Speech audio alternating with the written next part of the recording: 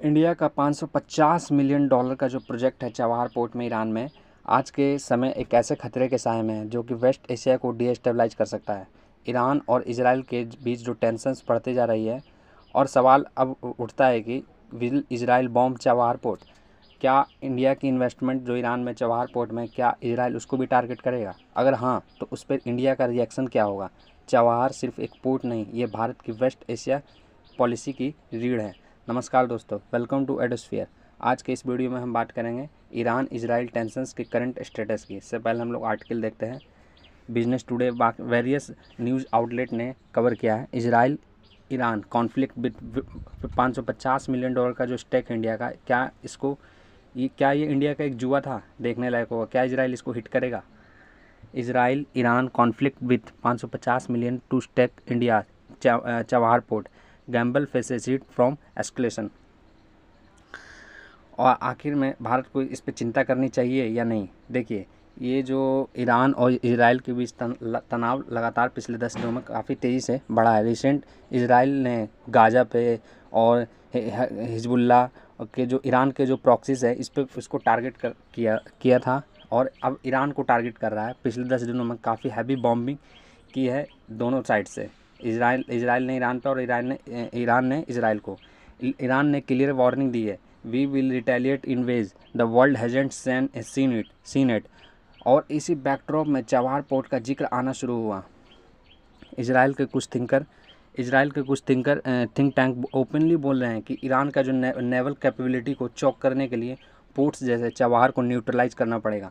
अब बात करते हैं इंडिया की। चवाहर पोर्ट पर इंडिया ने $550 मिलियन से ज़्यादा का इन्वेस्टमेंट किया है। ये पोर्ट सिर्फ ईरान के ट्रेड के लिए नहीं, बल्कि सेंट्रल एशिया और अफगानिस्तान तक पहुंचने के लिए इंडिया के लिए एक स्ट्रेटजिक गेटवे है।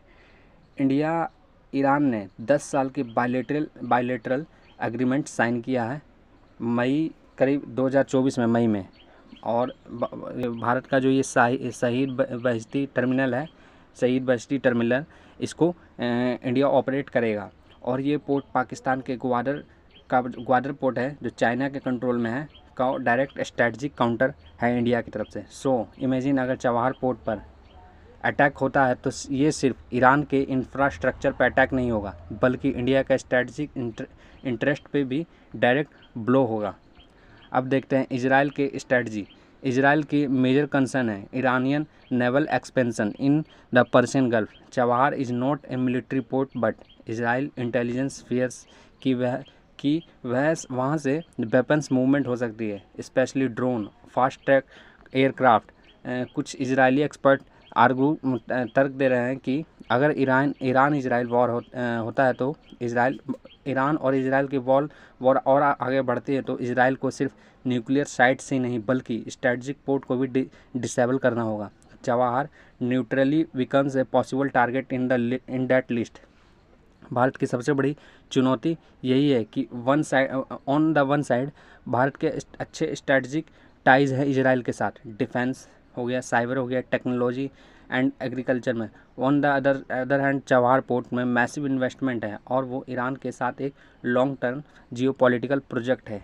इंडिया ने अब तक बैलेंस डिप्लोमेसी मेंटेन की है, इजराइल को डिफेंस पार्टनर माना है और ईरान को एनर्जी और रीजनल एक्सेस के लिए एलाई माना है।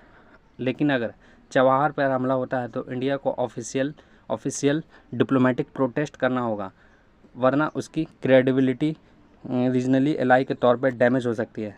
अब सवाल उठता है, क्या इंडिया कुछ कर सकता है? इंडिया फ़िलहाल एक्टिव है तेहरान के डिप्लोमेटिक चैनल्स के through, also pushing for regional deescalation via Oman, UAE और सऊदी। सम एक्सपर्ट्स बिलीव कि India behind the scene Israel से भी बात कर रहा है कि चवाहर को किसी भी कॉन्फ्लिक्ट से आउट ऑफ बाउंड डिक्लेयर किया जाए, जैसे ह्यूमैनिटेरियन जोन होते हैं। इंडिया यह भी चाहता है कि चवाहर को इवन प्रोटेक्टेड ट्रेड कॉरिडोर की तरह ट्रीट किया जाए। दोस्तों, वेस्ट एशिया फिर से एक मेजर वॉर की ओर बढ़ रहा है और इस बार सिर्फ ऑयल या फिर रिलीजन नहीं बल्कि पोर्ट्स, ट्रेड और स्ट्रेटजी दांव पर है। चवाहर पोर्ट जो कभी साउथ एशिया की उम्मीद माना जाता था, आज इजराइल ईरान का वॉर कोलेट्रल बन सकता है। लेकिन यही डिप्लोमेसी की असली परीक्षा है। इंडिया के लिए यह मौका भी है कि वो एक पीस नेगोशिएटर की तरह उभरे। वॉर स्टॉप करवाना भले मुश्किल हो, लेकिन अपने इंटरेस्ट बचाना डिप्लोमेसी असली मकसद है।